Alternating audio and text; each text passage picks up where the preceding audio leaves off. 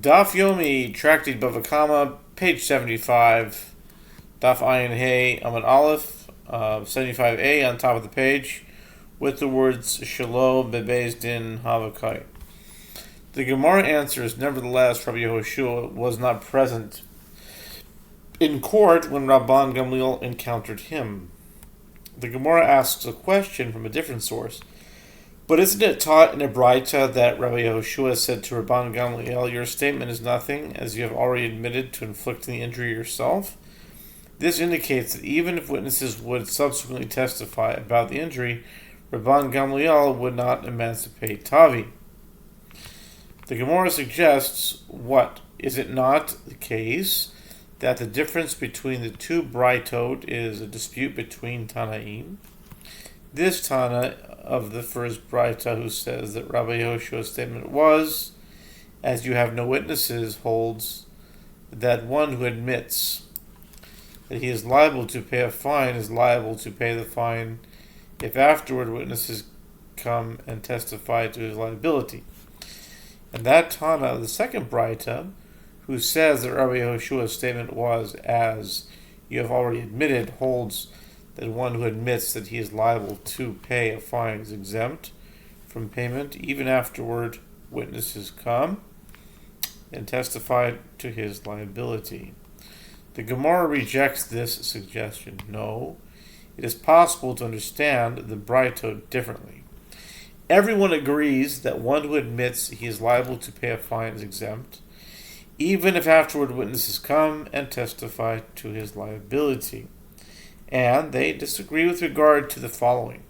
This Tana, who says that Rabbi Yehoshua said, "As you have no witnesses," holds that Rabbi Yehoshua was outside the court when Rabban Gamliel encountered him, and therefore his admission is disregarded. And that Tana, who says that Rabbi Yehoshua said, "As you have already admitted," holds that Rabbi Yehoshua was in the court when Rabban Gamliel met him. So Rabban Gamliel's admission is a valid admission. The Gemara analyzes in detail the dispute alluded to above. It was stated with regard to one who admits that he is liable to pay a fine, and afterward witnesses come and testify to his liability, that Rav says he is exempt, and Shmuel says he is liable. Rav bar Ahilai said, "What is the reason for the ruling of Rav with regard to theft, which is subject to a fine of double payment? The Torah states, if the theft shall be found in his possession alive, whether it is an ox or a donkey or a sheep, he shall pay double." Exodus 22:3. The verb for "shall be found" is doubled, as the verse states, himatze timatze. Rav derives from the repetition that there are two matters that are found. The double payment is imposed only if it is found, himatze. In other words, it is revealed that he stole the item through the testimony of witnesses, and the theft is found, timatze, as determined through judges. This excludes one who incriminates himself through his own admission. Rav asks, but why do I need the Torah to teach us here? This principle is already derived from a different source. The one whom the judges convict shall pay double to his neighbor, Exodus 22:8, which indicates that self-incrimination is insufficient to render one liable for double payment.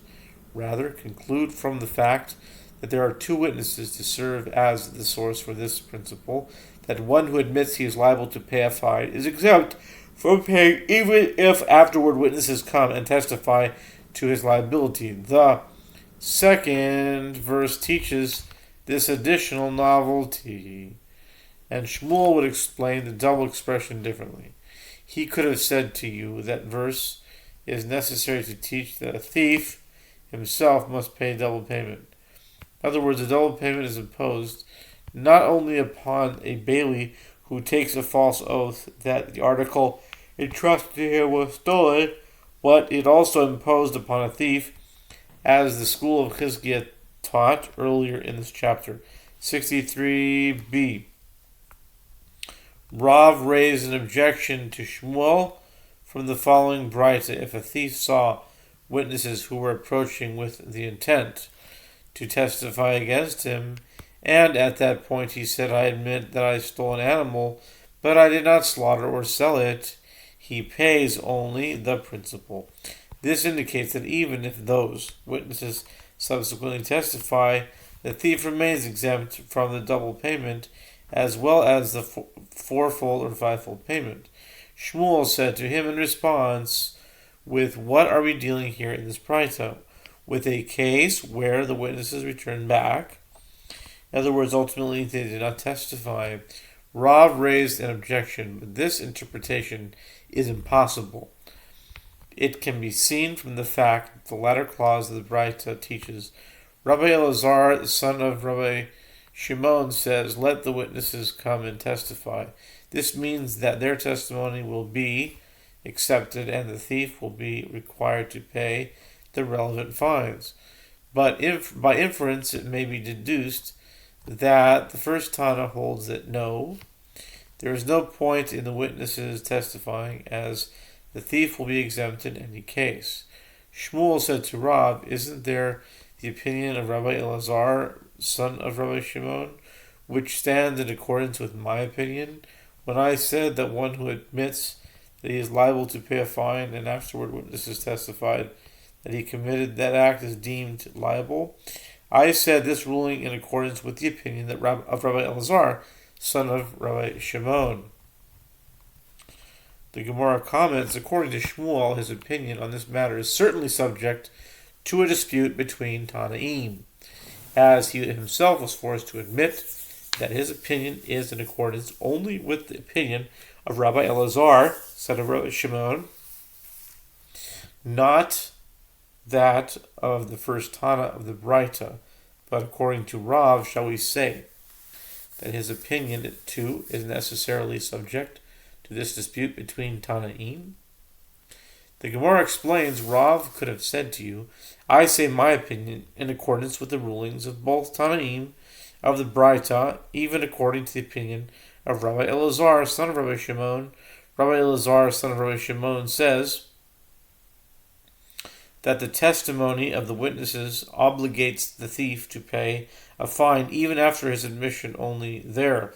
In that specific case, because the thief admitted his guilt solely due to his fear of the impending testimony of the witnesses. But here, in an ordinary case of admission where there is no impending testimony to incriminate him, and he admits his guilt of his own volition, even Rabbi Elazar, son of Rabbi Shimon, would concede that the thief is exempt from payment even if witnesses subsequently testify that he is liable.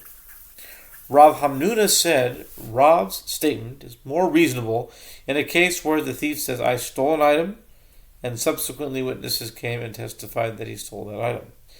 In that case, it is logical that the thief is exempt from paying the fine despite the witness's testimony because he at least obligated himself to pay the principal amount via his admission.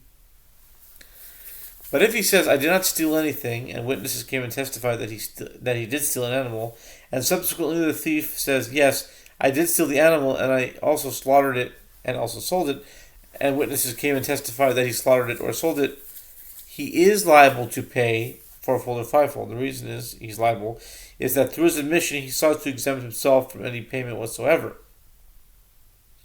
In order for an admission to exempt the perpetrator from a fine, it must include an admission that he is liable to pay some payment. Rava said, in this case, I have gotten the better of the elders of the school of Rav. Kipach tinahu. L'saveh debe Rav. I got the better of the elders of the school of Rav, which is a reference to Rav Hamnuna. The reason is that the Braita that discussed Rabbi Gamliel injuring his slave, he was keeping to exempt himself from any payment whatsoever through his admission, and yet, earlier in the Gemara it was said that Rav Chisda stated, this Braita, to Rav Huna, to challenge Rav Huna's opinion, and Rav Huna did not answer him, that Rabbi Gamliel's case was different because his admission served to exempt him entirely. The Gemara notes it was also stated that Rabbi Chia bar Abba says that Rabbi Yochanan says the same opinion as Rabbi Nuna. If a thief says, I stole an item, and witnesses came and testified that he stole an item, the thief is exempt from paying the fine despite the witness's testimony, because he at least obligates himself to his admission to pay the principal. But if he says, I did not steal anything, and witnesses came and testified that he did steal an animal, and subsequently the thief says, yes, I did steal the animal, and I also slaughtered it, or I also sold it, and then witnesses came and testified that he slaughtered or sold it, he is liable to pay the fourfold or fivefold payment, as through his admission he was seeking to exempt himself from any payment whatsoever.